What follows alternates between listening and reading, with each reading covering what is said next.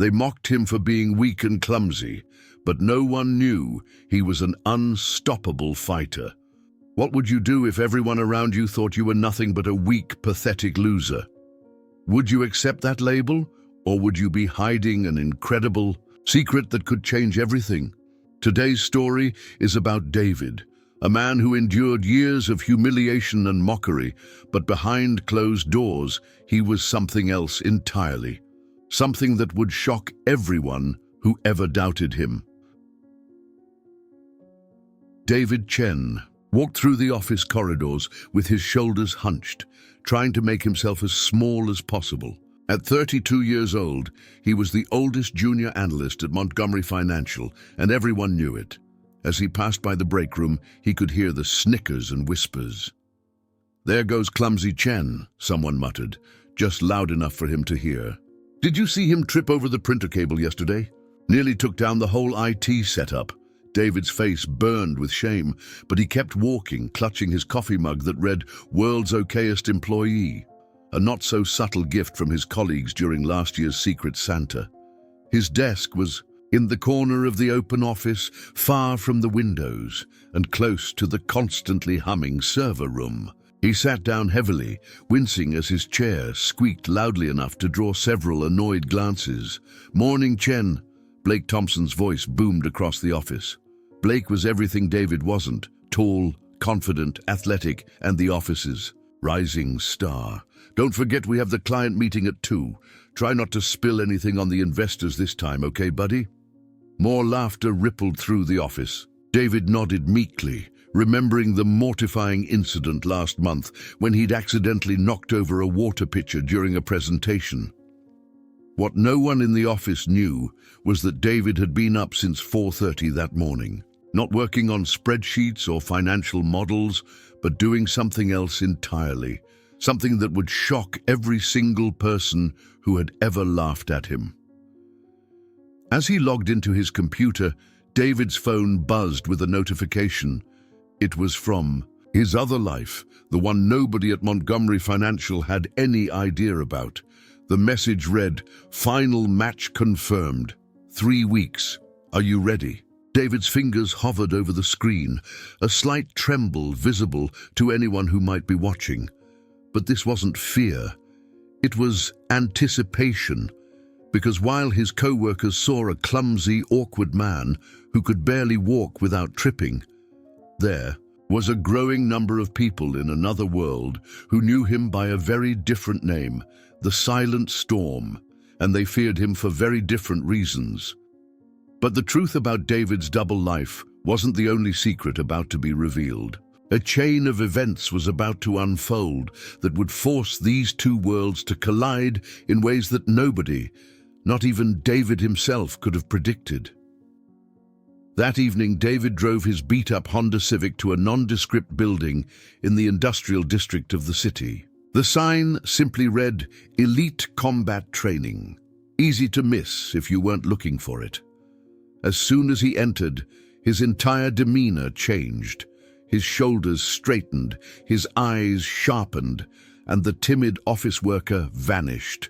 There he is. Master Tanaka, a 65-year-old former MMA champion, greeted him with a respectful bow. "Our championship contender." David returned the bow with practiced precision. "I'm ready for tonight's session, Master." The training facility was state-of-the-art, hidden away from the public eye. It catered to serious fighters only, those who competed in underground tournaments where the stakes were higher than any regulated sporting event. David had discovered this world 5 years ago, after enduring a particularly humiliating episode at work that had left him crying in his car, feeling powerless and weak. "Your opponent has been announced," Master Tanaka said, leading David to a private training room. "Victor the Executioner Mendez, Brazilian Jiu-Jitsu champion, undefeated in 17 fights. David nodded, absorbing the information as he wrapped his hands. "I've studied his technique. He favors his right side and gets sloppy in the 3rd round if you push his cardio." The truth was that David had been training in martial arts since he was 8 years old. What had started as a way for a bullied child to defend himself had evolved into mastery of multiple fighting disciplines. He'd competed internationally in his early 20s, but after a serious injury, he'd retreated from official competitions. The underground circuit had given him a second chance, a place where he could fight without the spotlight or pressure of public recognition. "Why do you still do it, David?" Master Tanaka asked suddenly, catching David off guard. "Why hide who you really are at that soul-crushing job? You make more money fighting than you do with those spreadsheets." David paused, the question striking. "A nerve. It's complicated. My parents sacrificed everything for me to get an education, to have a respectable career. After my injury, I promised them I'd stop fighting. They worry. And what about what you want?" Tanaka pressed. Before David could answer, his phone rang. It was Blake from the office. "Chen, where are those projections I asked for? I need them tonight for tomorrow's presentation." I sent them to you before I left," David stammered, his voice automatically shifting back to its hesitant office tone. "Well, they're not here, so you obviously screwed up again," Blake snapped. "I need them in an hour, or don't bother coming in tomorrow." David ended the call, his face flushed with anger and embarrassment. "That's your respected career?" "Master," Tanaka asked quietly. David's jaw tightened as he slipped on his training gloves. "Let's focus on Mendez," he said, deflecting the question. What David didn't know was that Blake had more than just missing projections planned. After years of treating David as the office punching bag, things were about to escalate in ways that would force David to confront both of his worlds, and the lies he'd been telling himself about why he kept them separate. The next morning at the office was worse than usual. David had stayed up until 2 a.m. recreating the projections that Blake claimed never to have received, only to discover this morning that Blake had presented them as his own work. "Outstanding analysis," Thompson, their boss, Mr. Montgomery himself, was saying as David walked in. "The board was very impressed with your insights." Blake caught David's eye and smirked. "Just doing my job, sir." David said nothing, swallowing his rage as he slunk to his desk. He'd learned long ago that confrontation at work only made things worse. Besides, he was exhausted from last night's intense training session, and the bruise on his ribs from a practice fight was throbbing beneath his shirt. "Conference room in 5, everyone," Mr. Montgomery announced. "We have important news to share." In the conference room, the team gathered around the long table. David took a seat in the corner, as far from the action as possible. Mr. Montgomery stood at the head of the table, beaming. "I'm pleased to announce that Montgomery Financial will be sponsoring this year's charity fight night, benefiting children's cancer research," he announced proudly. "Our very own Blake Thompson has volunteered to represent our firm in the corporate exhibition match." Blake stood up, flashing his perfect smile. "Happy to do my part for the kids. I boxed in college, you know." Mr. Montgomery continued. "This is a significant PR opportunity for us. The event will be televised locally, and many of our clients will be attending." David felt his stomach drop. Fight Night was one of the city's biggest charity events, bringing together amateur fighters from corporate sponsors in a stylized boxing exhibition. "What were the chances? Each department needs to show support," Mr. Montgomery was saying. "I want full attendance." As the meeting dispersed, Blake approached David with a malicious gleam in his eye. "Hey, Chen, maybe you can be my water boy." He laughed. "Just try not to trip and embarrass us all." I might not be able to attend," David said quietly. "My mother might be having surgery that weekend." "Oh, no, you don't," Blake replied, leaning in close. "Montgomery specifically mentioned everyone needs to be there. Besides," he added with a cruel smile, "I know your mother lives in San Francisco. You think I don't do my homework on the people beneath me?" David felt trapped. The charity fight night was scheduled for the weekend before his championship underground match. Being in a venue surrounded by fighting would be risky enough.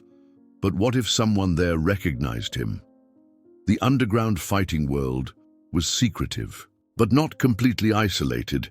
Things got worse at lunch when David overheard Blake talking to colleagues. "I'm thinking about inviting some of the guys from elite combat training to watch me fight," Blake was saying. "I've been taking private lessons there for a few months." David nearly choked on his sandwich. Blake had been training at his gym. How had they never crossed paths? "Their master trainer, Tanaka something, says I'm a natural," Blake continued, oblivious to David's reaction. David slipped away, locking himself in a bathroom stall. His hands were shaking as he texted Master Tanaka. "Blake Thompson is training with you from Montgomery Financial?" The response came quickly. "New client, basic self-defense package, comes in mornings only, didn't know you knew him." David leaned against the wall, his mind racing. His carefully separated worlds were colliding at an alarming rate. And unknown to him, Blake had already set events in motion that would force David to reveal who he truly was, in the most public and unexpected way. 3 days later, David was staying late at the office, trying to finish a report. The floor was empty except for the cleaning staff. His phone buzzed with a message from Master Tanaka. "Need to talk about your training schedule." Blake Thompson was asking questions. "About advanced fighters at the gym." David's heart raced. Had Blake somehow connected the dots? Impossible. They trained at completely different times, and Master Tanaka was discreet with all his fighters' identities. As he was contemplating this, the elevator doors opened and Blake strolled in with 2 other executives. They were clearly intoxicated from a night of drinking. "Chen, you're still here?" Blake called out, his words slightly slurred. "Always the dedicated little worker bee." David tried to focus on his screen. "Just finishing something up." Blake sauntered over, leaning against David's desk. "You know, what's funny? I was at my boxing gym today, and my trainer showed me a video of this underground fighter. Amazing guy they call the Silent Storm. Wears a mask during his fights." David's fingers froze over his keyboard. "The weird thing is," Blake continued, "this fighter had a very distinctive scar on his forearm, just like that one you've got." David instinctively covered the thin, curved scar on his right forearm, a reminder of a childhood accident. "Just a coincidence," David mumbled, gathering his things. "I should go." Blake's hand shot out, gripping David's wrist with surprising strength. "See, I don't think it is. I did some digging. Turns out the Silent Storm disappeared from official competitions after a serious knee injury 5 years ago, right when you started working here." David pulled his arm away. "You're drunk, Blake, and you're imagining things." "Am I?" Blake's eyes narrowed. "Because I bet Mr. Montgomery would be very interested to know that his timid little analyst is actually an illegal underground fighter.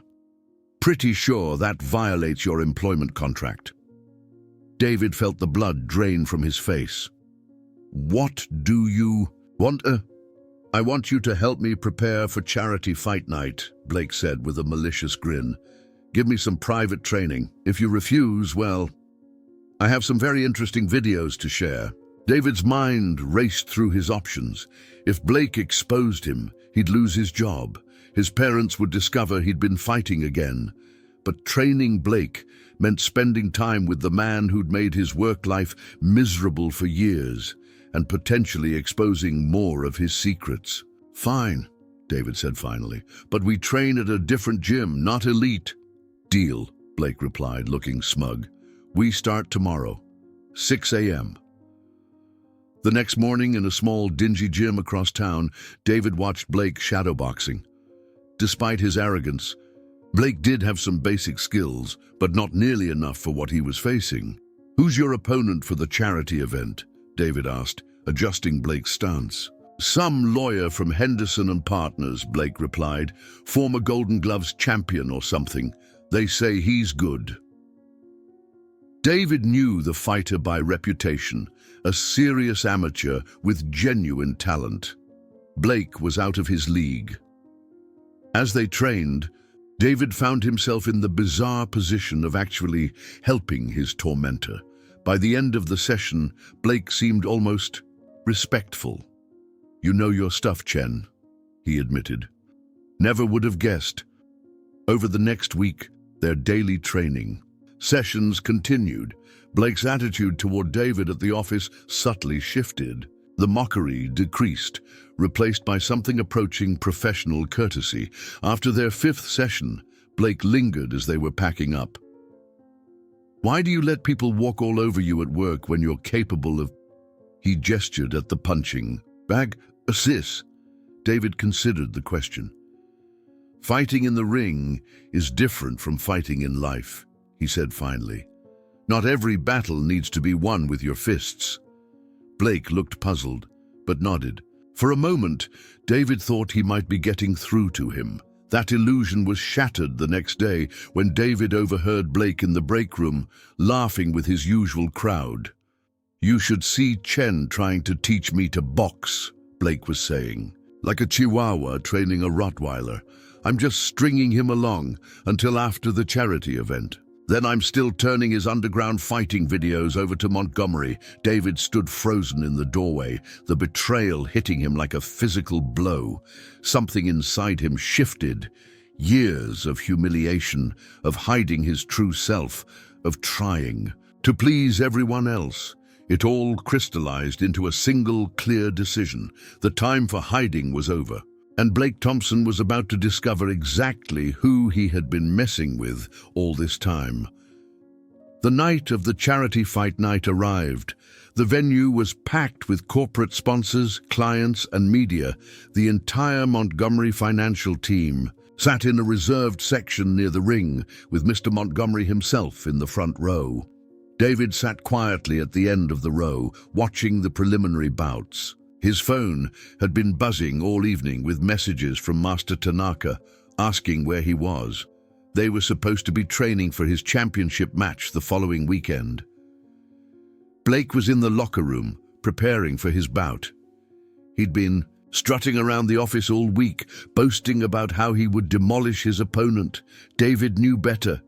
The lawyer from Henderson and Partners was going to make quick work of Blake unless a miracle happened. As if on cue, an event organizer rushed over to Mr. Montgomery looking distressed. After a brief conversation, Montgomery stood up and approached their section. "We have a situation," he announced to the team. "Blake's opponent has been taken to the hospital. Food poisoning. They're looking for a replacement fighter from one of the corporate sponsors, or they'll have to cancel the Montgomery financial bout." Everyone looked around uncomfortably. The company's reputation was on the line. "I'll do it," David said quietly. All heads turned toward him in shock. "You?" Mr. Montgomery asked, clearly skeptical. "Chen, this isn't the time for jokes." "I'm not joking," David replied, standing up. His posture was different, confident, balanced. "I can fill in." There were a few snickers from his colleagues, but they died quickly under David's steady gaze. "Can you actually box, Chen?" Montgomery asked. "Yes, sir, I can." Desperate and out of options, Montgomery nodded. "Fine. Go get ready." In the locker room, Blake was warming up when David walked in. "What are you doing here?" Blake demanded. "I'm your new opponent," David said calmly. Blake stared at him for a moment, then burst out laughing. "This is a joke, right? Chen, you can barely walk across the office without tripping." "No joke," David replied, unwrapping his dress shirt to reveal a fighter's physique that his loose work clothes had always hidden. "You wanted to expose me as a fighter? Here's your chance." Blake's laughter faded. "You're serious? This is perfect. I'll humiliate you in front of the entire company and all our clients." David said nothing as he changed into the spare fighting gear provided by the organizers. When they entered the ring, there was an audible gasp from the Montgomery financial section. David could see the confusion on his colleagues' faces. Mr. Montgomery looked like he might faint. The announcer introduced them. "In an unexpected turn of events, we have an all-Montgomery financial bout. Blake Thompson versus..." David Chen. The bell rang and Blake charged forward with an overconfident haymaker. David slipped it easily, his movement graceful and precise. The crowd murmured in surprise. "What the hell?" Blake muttered, throwing another wild punch. David evaded again, not yet throwing any strikes of his own.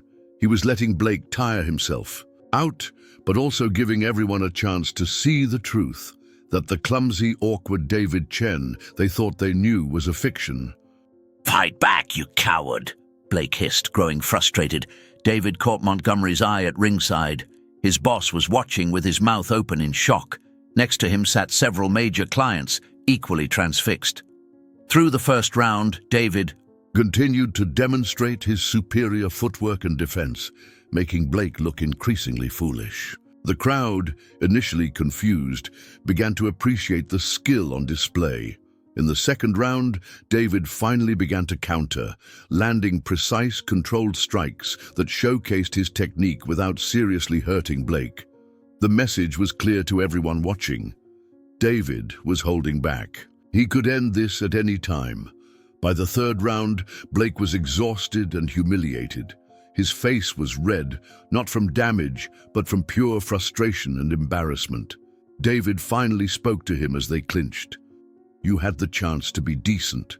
Blake, to stop the bullying. I was actually starting to respect you during our training." Blake tried to push him away. "Screw you, Chen," David sighed. "This is your last chance to end this with some dignity. Take a knee, and we'll call it over." "Never," Blake spat. David nodded, then executed a lightning-fast combination that ended with a theatrical but harmless knockdown. Blake wasn't hurt, but he was defeated, both physically and psychologically. As the referee counted Blake out, David stood in the center of the ring, finally unveiled. He could see his co-workers whispering frantically to each other, pointing at him in disbelief. Mr. Montgomery was on his phone, gesticulating wildly. When David was declared the winner, he helped Blake to his feet, a gesture of sportsmanship. That wasn't lost on the crowd. The applause was thunderous. As they left the ring, David found himself surrounded by colleagues who had ignored or mocked him for years. "Chen, that was incredible! Where did you learn to fight like that? Why didn't you ever tell us?" Before he could answer, Mr. Montgomery pushed through the crowd, his expression unreadable. "Chen," he said tersely. "My office, first thing Monday morning." The crowd dispersed, leaving David wondering if he'd just sacrificed his career for the momentary satisfaction of revealing his true self. Monday morning arrived with a buzz of excitement throughout the Montgomery financial offices. David walked through the corridors, but this time there were no snickers or whispers, only awed glances and respectful nods. Where people had once avoided him, they now moved aside, some even offering congratulations for Friday night's performance. David knocked on Mr. Montgomery's door precisely at 9 a.m. "Come in, Chen," Montgomery called. The CEO wasn't alone. Beside him sat 3 men in expensive suits, members of the board of directors. David's stomach tightened. This was worse than he'd feared. "Sit down," Montgomery said, gesturing to the chair across from his desk. David complied, keeping his posture straight and meeting Montgomery's eyes directly, another change from his former self. "Friday night was unexpected," Montgomery began. "You've been with us for 5 years, and in all that time you've presented yourself as someone I'm not," David finished for him. "Yes, sir," one of the board members leaned forward.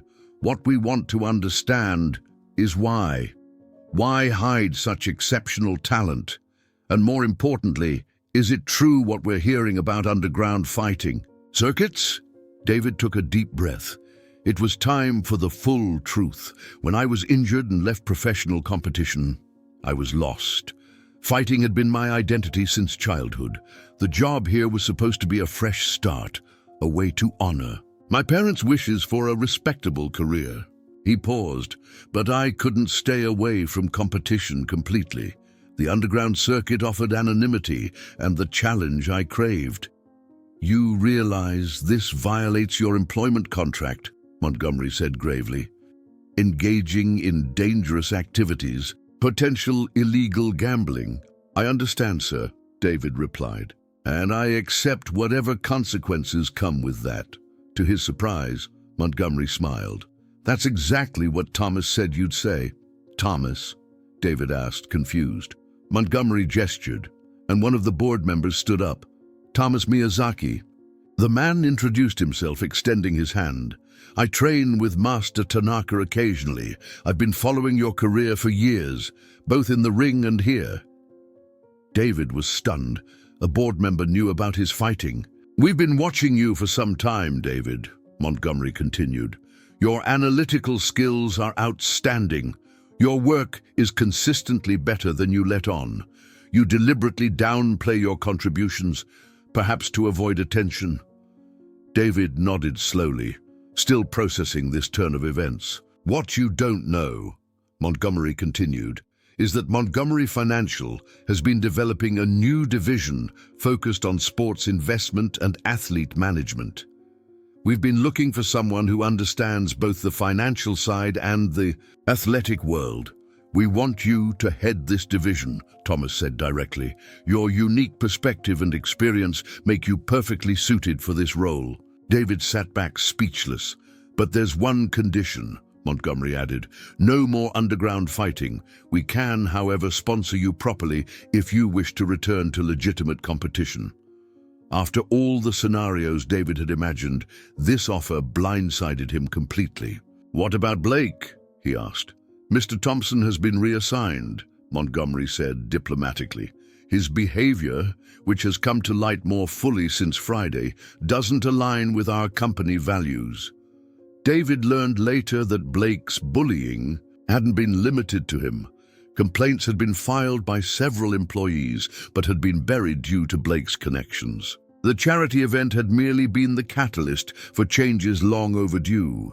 2 months later, David stood in Master Tanaka's gym, watching a group of young executives from Montgomery Financial learning basic self-defense. The company's new wellness program, which he had helped design, included martial arts training focused on discipline, respect, and personal growth, not just fighting. They look up to you now, Master Tanaka observed, standing beside him. David nodded. It's still strange. For so long, I thought I had to be two different people, the fighter and the analyst. Turns out I was strongest when I finally became just one person, my true self. His phone buzzed with a message from Montgomery. Contract negotiated with Lee Sun-woo. Your insight was spot on. Board impressed. David smiled. His first major signing as head of sports investment was a promising young fighter he'd discovered. Someone who reminded him of himself at that age. As the class finished their training session, a young analyst approached David nervously. Mr. Chen, I was wondering if you could show me that technique again. I can't quite get it right. Of course, David replied kindly, remembering how it felt to be unsure and seeking guidance. And please, call me David. Later that evening, as David locked up the gym, he paused to look at the framed photo now hanging on the wall, himself in the charity match, standing tall in the ring, finally visible to the world. Life wasn't perfect. There were still challenges, still days when he questioned his path, but for the first time, he was living authentically, no longer divided against himself. The mask was gone. Not just from his fighting, but from his entire life. Sometimes the greatest victory isn't defeating others. It's finally having the courage to be who you truly are. What masks are you wearing in your life? What parts of yourself do you hide from the world, afraid of judgment or rejection? Remember that your true strength can only emerge when you embrace all of who you are. The world doesn't need another person hiding their light. It needs you, the real, complete you. If this story touched something in you, take a moment to share your thoughts in the comments. Have you ever had to reveal your true self after hiding it for years? What was that moment like for you? Subscribe to our channel for more stories of transformation and hidden strength. Because sometimes the most powerful people are the ones you least expect.